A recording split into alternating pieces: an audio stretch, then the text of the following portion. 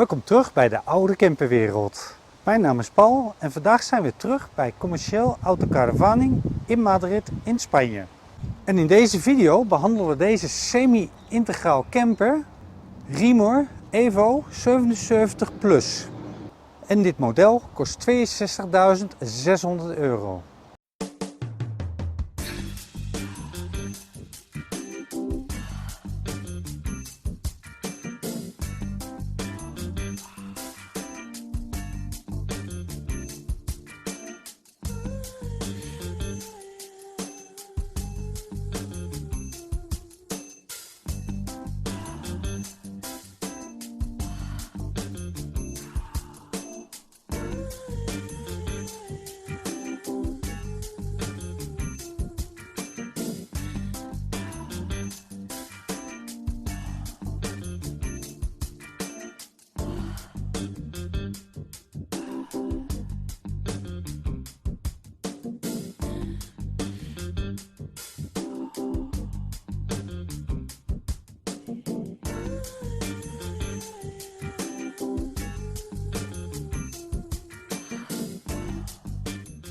Maximaal toegelaten gewicht is 3500 kilo en leeg, zoals die hier staat, weegt hij 2870 kilo. Dat betekent dat je dus nog 730 kilo kan laden.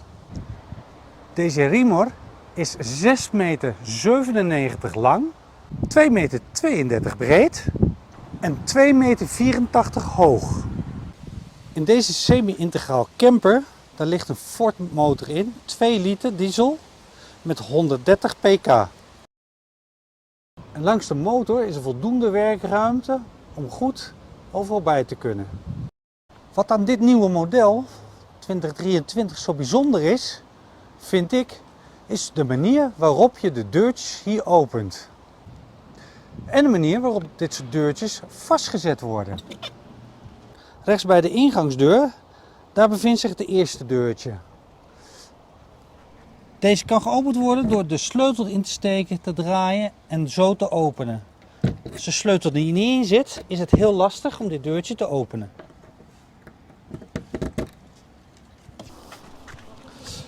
Achter dit deurtje kunnen 2 gasflessen geplaatst worden en het geheel is uitgerust met een crashtsensor. In de ingangsdeur is er een klein raampje geplaatst.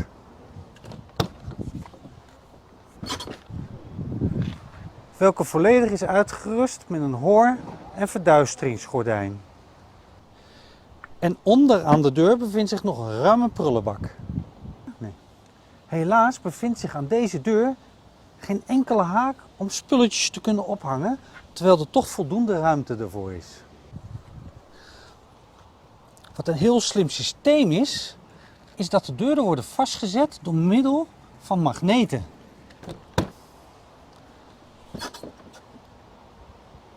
En linksonder bij de deur, daar bevindt zich het trekmechanisme om het grijs water te kunnen afvoeren. De wielen zijn uitgerust met eenvoudige wieldoppen. En aan de zijkant van de camper, daar bevindt zich nog een mooie markies met LED-verlichting.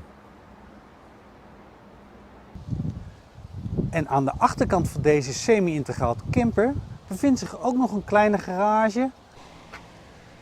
En hier bevindt zich onder andere het trappetje om in het bed te kunnen klimmen binnen. En een ledlamp die voldoende licht geeft.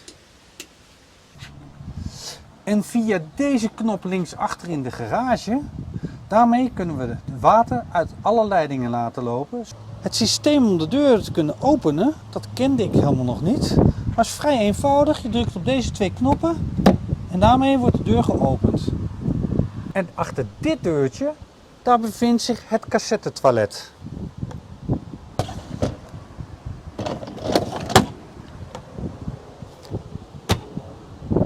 En de elektrische huishouding, welke normaal onder een bank ligt, hebben ze hier aan de buitenkant gebracht. Bijzonder is dat ze hier voor dit ene klepje weer gebruik hebben gemaakt van de oude openingsmethode.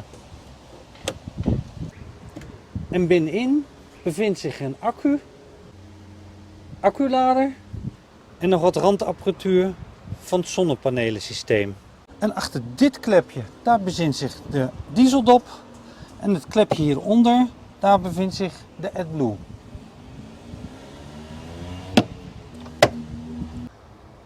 De deur is netjes, maar eenvoudig afgewerkt. En op de deur bevindt zich een knop om de deur te vergrendelen of te openen. En 2 knoppen om de ramen aan beide zijden van de auto te kunnen openen of te sluiten. Binnen in de wagen bevinden zich vele knopjes.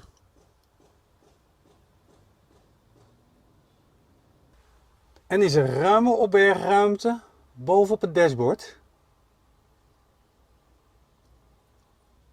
En voor bij de bestuurder, daar bevindt zich nog een 12 volt aansluiting. Dit model beschikt niet over een navigatiesysteem. En daarom is het wel handig als je over je telefoon kan navigeren. Door deze op te tillen kan hier een mobieltje vastgezet worden. Het dashboard is mooi en overzichtelijk afgewerkt. Met links een toerenteller en rechts de kilometerteller. In het midden daar bevindt zich de temperatuurmeter en rechts daarvan de tankmeter. Met iets daarboven een schermpje. Dat schermpje wordt bediend aan de rechterkant op het stuur door dit knopje omhoog en omlaag te doen. En zo krijgen we allerlei informatie te zien. Verder rechts op het stuur de knoppen om je mobiel te bedienen. En links op het stuur bevinden zich 3 knoppen waarmee het volume hoger of lager gezet kan worden of zelfs op mute. En daarboven is de cruise control. De verlichting van het dashboard kan harder en zachter gezet worden door middel van deze 2 knoppen. En links daarvan bevinden zich de knoppen van de verlichting. En daar links daarvan bevindt zich weer een knop waarmee de spiegels versteld kunnen worden. Net rechts achter het stuur bevindt zich de knop waarmee de ruitenwissers bediend worden. En links daarvan de knop van de knipperlicht. En mooi bereikbaar links een bekerhouder. Alsmede linksonder nog een vak om spullen in op te kunnen bergen. Deze Ford motor is handgeschakeld en beschikt over 6 versnellingen. En midden in het console bevindt zich een gewone radio met Bluetooth aansluiting waarover je mobiel gekoppeld kan worden. En daaronder de knoppen van de airconditioning en de verwarming. En onder de versnellingspook, daar bevindt zich ook nog een handige bekerhouder. Met rechts daarvan een opbergvak. En midden bovenaan in de cabine, daar bevinden zich nog 2 knoppen waarover de leeslampjes aangezet kunnen worden. Deze camper is toegelaten voor 4 personen en beschikt over een zeer ruime zithoek. Vooraan in de camper kunnen makkelijk hier tussen de 5 en 7 personen zitten. En bovenaan de cabine, daar bevindt zich ook nog lekker veel opbergruimte. En onder de zitbank, daar bevindt zich de verswatertank, alsmede de waterpomp. De tafel in het voorste zitgedeelte laat zich makkelijk alle richtingen in bewegen en ook nog eens een keer vergroten. Prachtig afgewerkt, alsof het marmer is. En wil je de tafel lager kunnen zetten, is het eenvoudig door de voet op deze knop te drukken en hier boven de tafel te drukken en dan zakt de tafel. De kleuren zijn mooi gekozen. 2 typen rood en een soort grijs tint. Boven het zitgedeelte bevindt zich nog een ruime kast met een prachtig ingebouwde ledstrip. En die wordt geopend door achter dit deurtje op een knop te drukken. En aan de andere kant van het zitgedeelte bevindt zich ook nog een ruime kast. Ook vind ik deze keuken bijzonder mooi uitgevoerd. Er is hier absoluut heel veel werkruimte. Een gaskooktoestel met 3 ruime pitten. Rechts een ruime spoelbak. met een eenvoudige solide kraan. Onder het aanrecht bevindt zich nog een ruime lade voor het bestek. En nog een ruime lade waar ook een vuilnisbakje in geplaatst kan worden of zo. En alles gaat dicht via soft closing. En links daarvan is er nog een kastruimte. En binnen deze kastruimte, daar bevinden zich de knoppen van het gas. En boven de keuken bevinden zich weer twee grote kasten met één mooi afgewerkte ledstrip erbovenin. En die worden ook weer geopend aan de achterkant. En onder deze keukenkastjes, daar bevindt zich nog een prachtige ledstrip die met één druk aan en uitgezet wordt. En rechts in de keuken, daar bevindt zich nog een handig hangrekje, een 220 volt stopcontact en de bediening van de verwarming. Een Truma verwarmingsinstallatie. En rechts van het keukenblok, daar bevindt zich nog een behoorlijke koelkast. Het merk staat er niet op, dus ik zou niet weten welk merk het is. Maar het is lekker ruim. Met eronder nog een speciale lade. En met ingebouwd vriesvak. Boven de koelkast bevindt zich nog een ruimte waar een televisie neergezet kan worden met de aansluitingen. Er bevindt zich ook nog een ruime badkamer in deze semi-integraal camper. En ik heb hier voldoende staanhoogte. En dat is zelfs in de douchecel nog veel meer. En boven mij bevindt zich een regendouche. En in de hoek van de douchecel bevindt zich nog een ventilatiegat en een wasbak.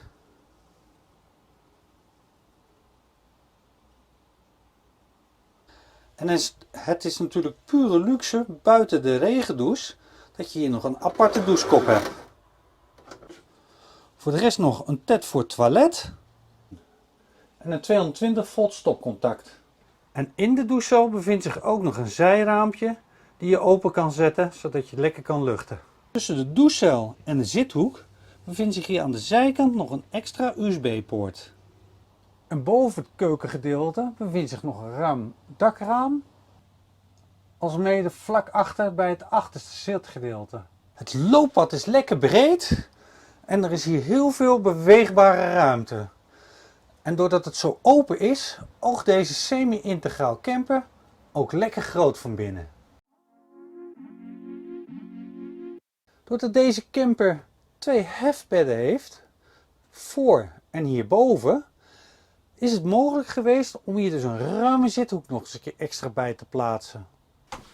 En deze zithoek heeft een gigantische grote tafel die je nog eens een keer extra groot kan maken. En zo heb je achterin ook nog eens een keer een heerlijke grote eettafel. En deze tafel kan ook nog eens een keer volledig bewogen worden. En ook achterin weer prachtig afgewerkte LED-verlichting binnen in de kastruimte en twee aparte kastjes. En achter in de zithoek bevinden zich aan de zijkant, alsmede aan de achterkant, ramen die volledig zijn uitgerust met een hoor- en verduisteringsgordijn.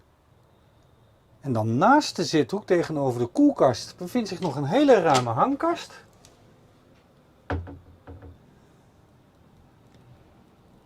Alsmede eronder nog een kastruimte. Boven het zitgedeelte bevindt zich het eerste hefbed. Dat wordt bediend over deze knop.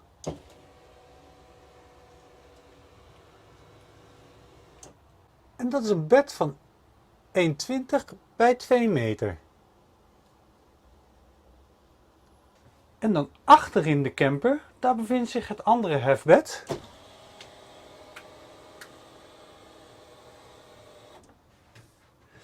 En dat is wat ruimer, dat is 1,40 bij 2,20 meter. En aan de kopse kant bevinden zich twee leeslampjes. En links bij de ingang van de deur, daar bevinden zich verschillende knoppen om verlichtingen te bedienen. Een van de knoppen is bijvoorbeeld voor de LED-lamp buiten. En de rest van de knoppen zijn van de binnenverlichting. Iets hierboven kan ook alle verlichting ingesteld worden binnen in de camper.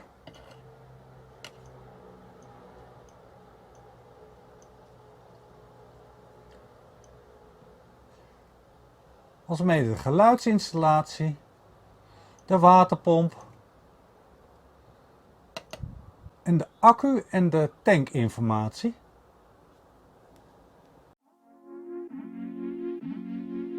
Vind je dit soort video's nu interessant? Vergeet dan niet te abonneren. En volgende week staat er weer een nieuwe video voor jullie klaar. En natuurlijk hartstikke bedankt voor het kijken naar deze video.